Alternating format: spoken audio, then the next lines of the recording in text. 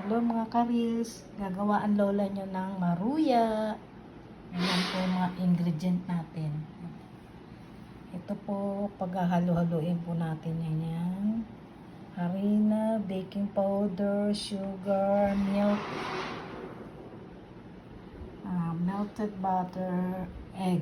Yan po, paghahalo-haluin po natin yan mamaya. Ito muna, dudurugin po natin yung saging kasi sobrang hinog na po. Ayan, ganda, dalis po, durugin na lang natin. Ayan po. Lagay na po natin ang harina, baking powder,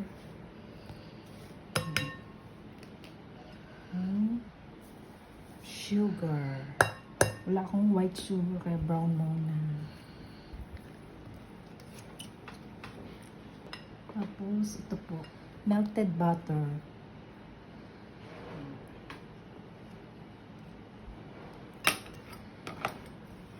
Melted butter,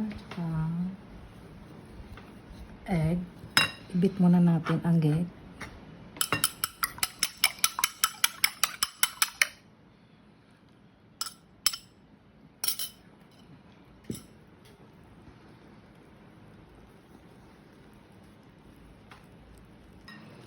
Lagyan na natin yung gatas na ibap. Pwede ring fresh milk, guys. Ay, sorry po. Halu-haluin lang po. Yan. Tapos lalagay na natin dyan yung dinurog na saging. Di pa gaanong durog, guys, eh. Mamaya babalikan ko yan.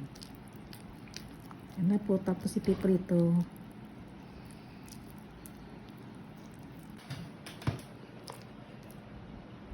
Lagay na natin, guys, yung dinurog na saging. Pwede rin yung buong saging, guys, ha. Kasi ito sobrang hinog na eh. Kaya ginawa ko ganyan na lang. Dinurog ko na lang.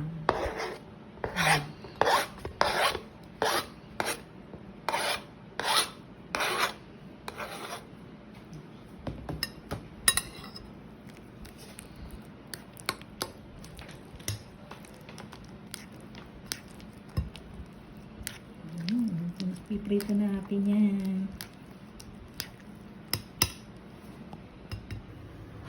Prito na tayo ng maruya, guys.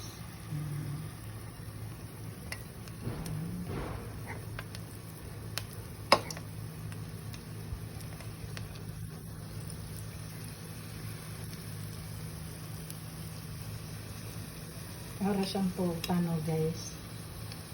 Para hindi saling kaya maruya.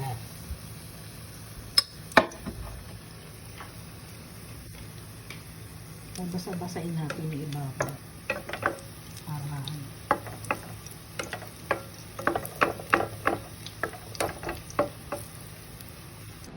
bubudburan po natin ng sugar. Kahit na sugar pwede po. Yan, bagong luto po yan. Marami pa po doon, maraming nagawa. Hindi pa lang naluto lahat. Yan po, yan. Ito, maruya.